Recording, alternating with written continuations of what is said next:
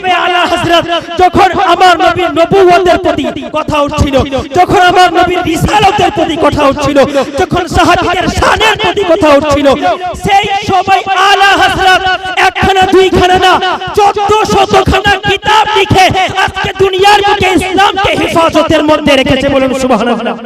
না হলে আজকে যে আমরা মুসলমান, নামের মুসলমান থাকতাম কিন্তু আমরা নবীর বিরোধিতা করতাম, মুসলমান থাকতাম আমরা আল্লাহর শানে বিয়াদবি করতাম। কারণ এই সমস্ত প্রোপাগান্ডা ছড়ানো হচ্ছিল যেন আমাদের আকীদার মধ্যে বিভ্রান্তি সৃষ্টি হয়।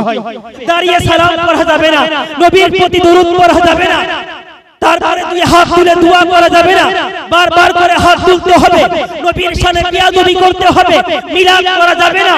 যারা এই সমস্ত আকীদাকে প্রমোট করেছে একদল মানুষ সেই সমস্ত জিনিসগুলোকে এখন আঁকড়ে ধরছে, তারা সেই সমস্ত জিনিসগুলোকে বিশ্বাস করছে, তারা মনে করছে যে তারাই সঠিক। এই সমস্ত মানুষদেরকে সঠিক পথ দেখাবার জন্য আলা হযরতকে আল্লাহ তাবারক ওয়া তাআলা দুনিয়ার বুকে পাঠিয়েছেন। বলুন সুবহানাল্লাহ। সেই আলা হযরত 1400 কিতাব লিখে আজকে আমাদের ঈমানকে বাঁচিয়েছেন।